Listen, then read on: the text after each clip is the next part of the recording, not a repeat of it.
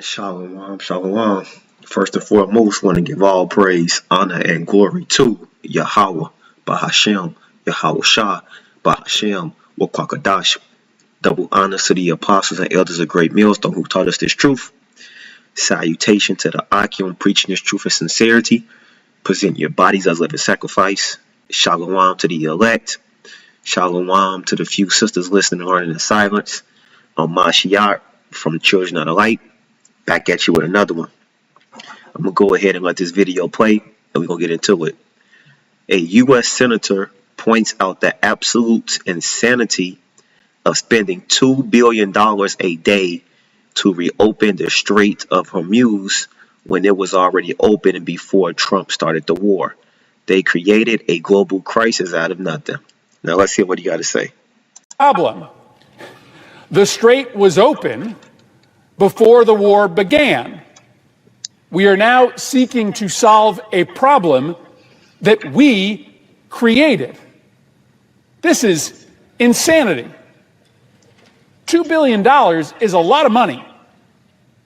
That's the minimum amount of money that is being spent every single day on this war. There are over a dozen families who are burying their loved ones in the United States, and there may be dozens more if this war continues. Prices are skyrocketing, not just in America, but all across the world. All right, so there we have it.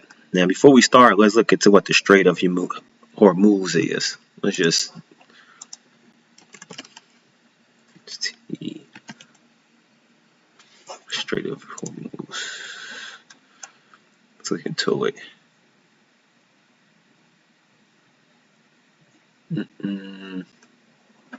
Okay.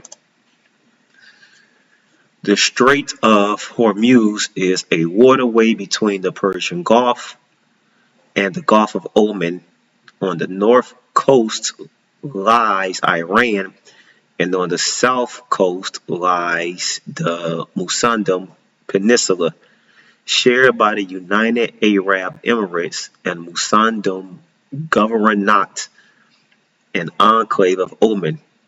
The strait is about 104 miles long, with a width varying from about 60 miles. It provides the only sea passage from the Persian Gulf to the open ocean and is one of the world's most strategically important choke points. Okay. During 2023-2025, 20% of the world's liquefied natural gas and 25% of seaborne oil trade pass through the strait annually. So the strait is a trading route, right? Same that you have with the Suez Canal or the Panama Canal. That's why they call it a choke point, right? So the choke point in military strategy, a choke point or sometimes bottleneck, is a geographical feature on land such as a valley, defile, isthmus, or bridge or maritime passage. Right, okay. And we all know that goods be coming from these choke points as well. So here we go, another another one of Esau's power ploys, right? To consume and control all of the resources that he can. But let's go ahead and get to it, right? Because going back, this operation and this war is costing them $2 billion a day. So let's go ahead and let's get right to it. Let's get some scripts. So first I want to start in the book of Habakkuk chapter 2 verse 6. I'm just going to jump to the 6, right? You know what? Let's start at 2 and 5.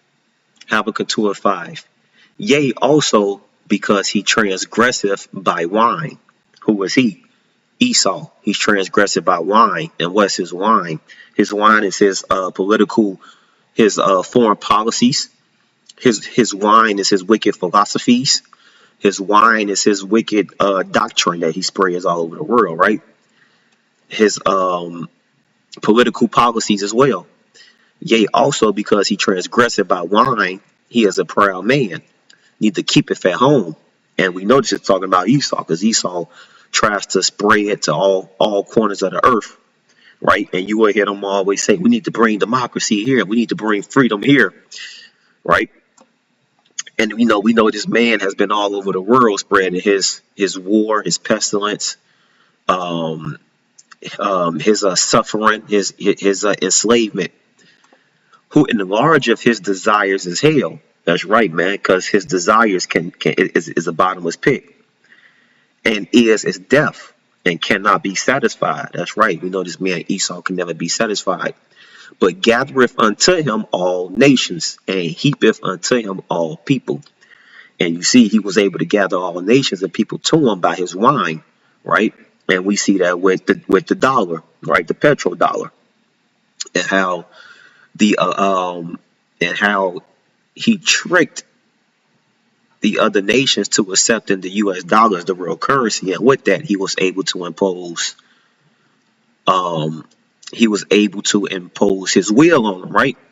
Or what they would call sanctions. So if you don't do what we say, you don't follow our rules, then nobody's going to do business with you. So he was able to starve other nations because they were using his dollars. And the point is in 2 and 6.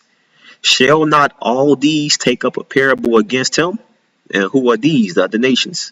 And a taunting proverb against him, and say, woe to him that increaseth that which is not his. How long? And to him that laded himself with thick clay. And thick clay is that debt, right? And we see, right, that going back to the video, right, this man, right, and then his nation Babylon the Great, right, they are laden with thick clay. $2 billion a day being added, $2 billion deficit a day being added to the already crazy amount of debt that this country is in, right? So that's how we know. And man, Iran is playing it perfectly, right? Because I saw a video, and someone said, Iran, they don't have to win, but they don't have to lose. And every day that this war goes on, it weakens America, because they are exhausting their military armory. But not only that, they're exhausting themselves financially. So one way or another, this place is going to end up in a worse position due to this war. This nation is going to be weakened by this war. All right. All right. So from here, I want to go to Isaiah the 14th chapter.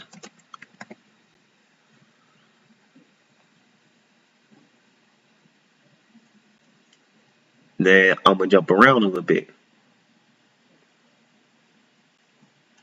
Okay, Isaiah 14:11. Right. So this is talking about Esau and Edom. Thy pomp is brought down to the grave, and the noise of thy vials. The worm is spread under thee, and the worms cover thee. Right. So what's Esau's pomp and the noise of their vials? The infrastructure, right? Because um this is what he pumps himself up on. But you know what? Let's look into the word before I go into it. Pomp, right? The pomp, majesty, excellence, right? Is so that's why pride. That's what I was saying. Okay. So now that we got that, we know that Esau Edom prides himself, right? He prides himself on his military prowess, right? His strength, his nuclear bombs, his intercontinental ballistic missiles, um, and all his other type of warfare, right? So his pride is brought down to the grave, and the noise of thy vials. Let's look at that as well.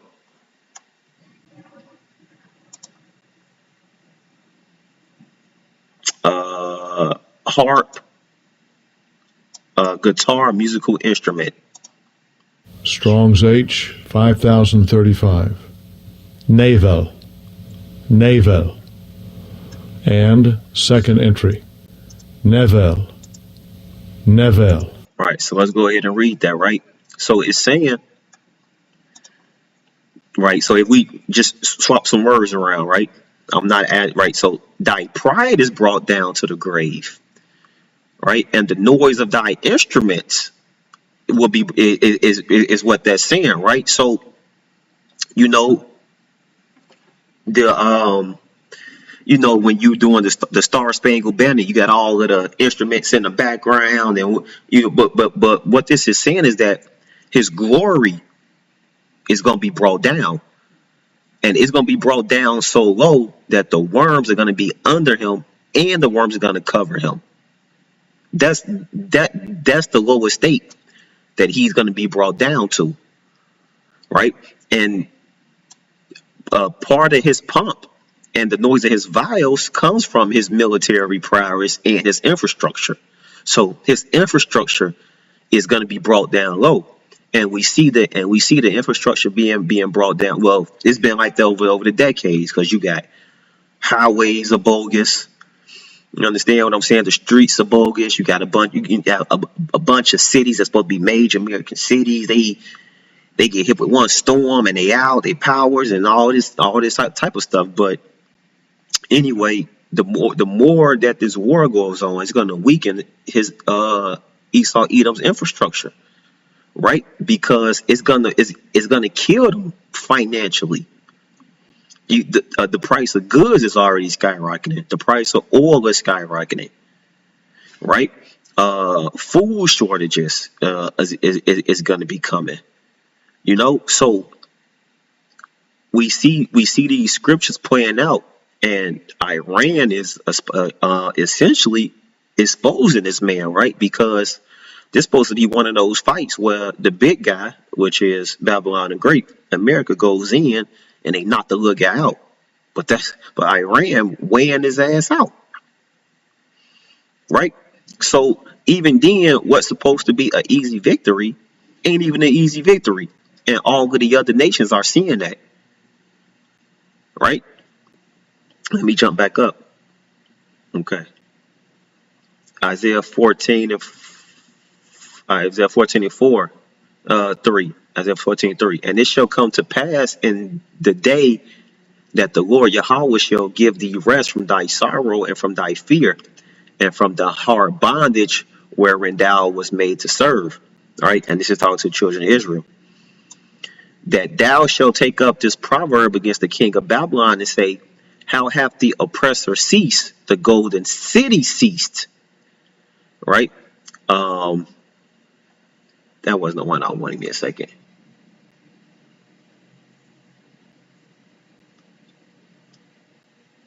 Okay, this is the one I wanted right above it. Right, I want to hit this one first, and then I want to come to this one. Okay. All they shall speak unto thee, art thou also become weak as we? Art thou become like us? Right. So all of the nations that this guy has, all of the nations of people that Esau, Edom have oppressed, right? They gonna look at them at the king of Babylon, right? They gonna look at Esau, Edom, and say, have you become weak like us? Right? Okay, cool. So, we see, it's more than, and we see from history, a lot of other empires, right?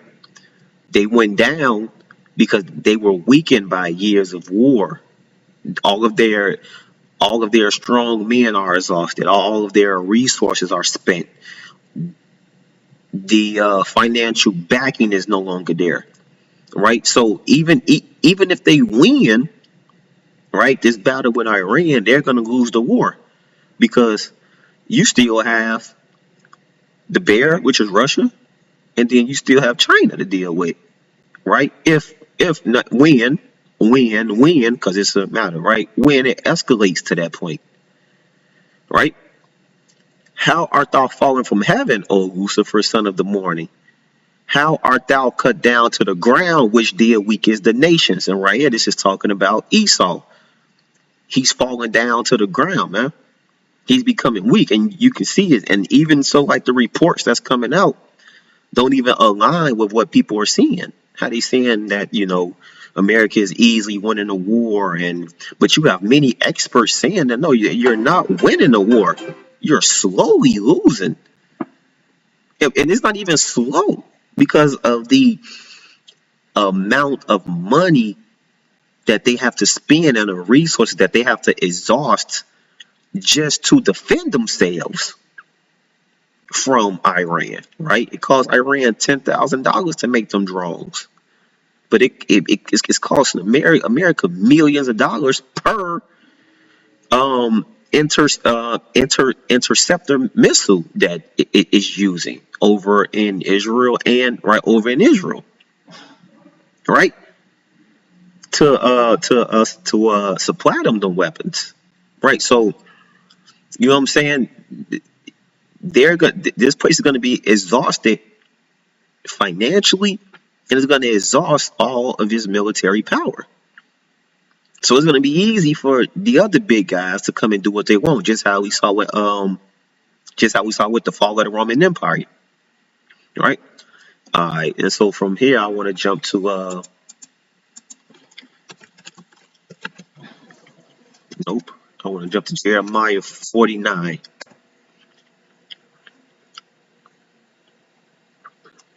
Right, it says Jeremiah 49:10. But I have made Esau bare. I have uncovered his secret places, and he shall not be able to hide himself. That's right. A few decades ago, Esau could use his politics and he could use his propaganda to trick the people, right? To say, we fighting this righteous battle because we want to spread democracy, and we're strong and we're easily defeating them. It'll be over soon. But now the news is reporting on this. You have financial experts, you have military experts, you have historians that are reporting the opposite of what they're saying, right? Even you even have Satan being divided against Satan, because even people that's within the league, you know what I'm saying, are speaking out and say, no, you telling us you trying to reopen it. It was already open. So what are we doing over there, right? It's not even a united front.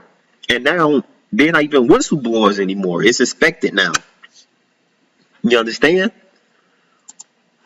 So, the Lord has made Esau bare. He can no longer hide behind his wine, right? His politics, right? His secret places, and he shall not be able to hide himself. His seed is spoiled, and his brethren and his neighbors, and he is not. Give me a second. Gotta drink my tea. Right? Yeah, man. Yeah. The Lord, has made Esau bare. All of his propaganda, all of his lies, his magic is getting weaker, his witchcraft is getting weaker all of the time, every day. Right? This man can no longer, throw rocks and cover himself. Because even the American people, like, man, look at them people over in Iran. Oh, they ain't doing nothing. And then you have even his high-ranking military men, his mighty men, saying, this is not a war that we want to fight. And there's many videos where you have high-ranking sergeants and generals in the military saying, we don't want to die fighting Israel's war. This is not our war. It's not our battle.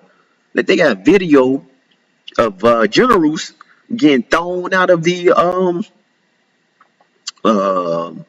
let's just say meeting, right? Because they don't want to die for nothing, right? They pledge their life to America. They believe, they're patriots. And right now, this act that's being done, they think it's unpatriotic. They actually think it's treason. You get what I'm saying? So yeah, man, the Lord is exposing this man. And so, let's go to Jeremiah 51 and verse 25. It's Jeremiah 51:25. It says, "Behold, I am against thee, O destroying mountain, saith the Lord Yahweh." And who's the destroying mountain? Babylon the Great, aka America, which destroyeth all the earth, and not just physically, but spiritually. And I will stretch out my hand upon thee and roll thee down from the rocks, and I will make thee a burnt mountain. See, I will roll thee down from the rocks. He's going to take this place from being, that means he's going to bring it to a lower state. He's going to bring it to a lower state and actually physically destroy this place. And I will make thee a burnt mountain. That's right. All right. And let's jump in one more. Let's hit second Ezra's. Oh wait, hold on. You know what? Let's go back. Because what's the one about let me see, a snare has been laid. Let's see. Let's see how I can find it.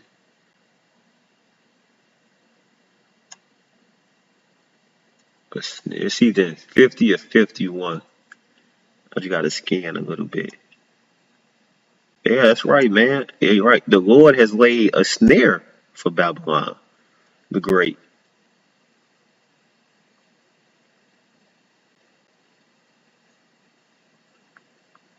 It's right. Prepare against her the nations with the king of the Medes, the captain thereof, and all the rulers thereof, and all the land of his dominion. That's right, man.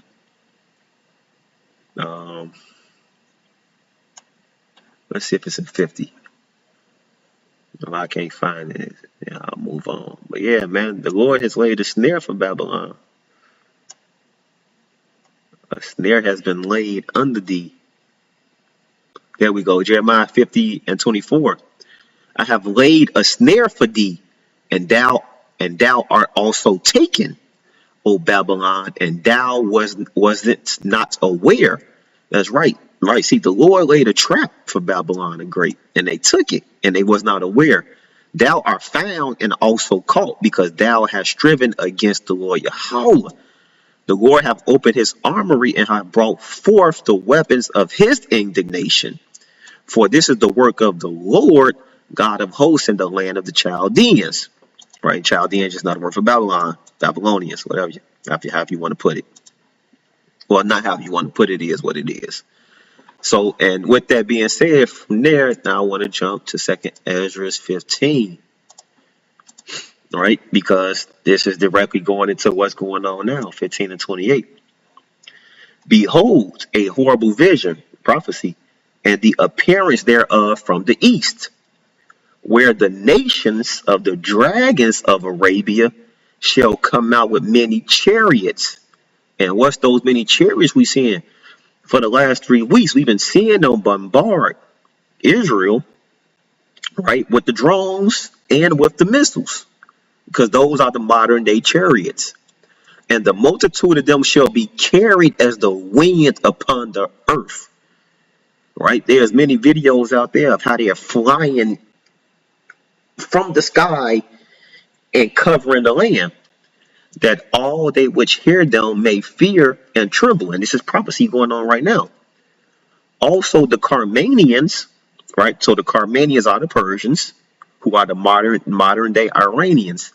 Raging in wrath shall go forth as the wild boars of the wood. That's right, because the Iranians mad, man. T-47 talking about he gonna take them back to the Stone Age, calling them weak. He gonna beat them into submission, and every day that is fueling their resolve, man. And with great power shall they come and join battle with them, and shall waste a portion of the land of the Assyrians. And then shall the dragons, right, the dragons of Arabia, have the upper hand, remembering their nature, and if they shall turn themselves conspiring together in great power to persecute them. Right? Because, man, don't forget, in the ancient world, right, the Persians was feared, man. They were fierce warriors in battle that you did not want to see on the battlefield. And they had very harsh, well, they treated their prisoners very harshly, man. They captured, how they tortured them and put them to the sword. Man, so they will remember their nature. They ain't gonna want to do no peace talks or no ceasefires, especially if they know they winning. And because they spent the last 2 decades on this strategy, man. They are purposely making Babylon the Great exhaust itself of its finances. You know? Modern day warfare is fought by money, infrastructure, proxy, right? It's not sending men on the field and, your 10,000 versus my 10,000. We see who win, man. Right? They, it's what it costs to build them drones and constantly attack. Man, this place is going to end up weaker coming out of this war than it did going in. It cannot sustain this for a long period of time. And the time it's going to take them to rebuild their arsenal does not work in its favor. Especially if more the dragons of Arabia come in. And we already saw that, I believe it was the Houthis, and they want to come and aid them. Right? But we know that Russia is sending aid to Iran, right? Going into Ezekiel 37, Gog and Magog, right? Which is also a prophecy. So, yeah, man, hope this lesson was edifying. And until the next time, Shalom, Shalom, Shalom, Kwam Yasharallah.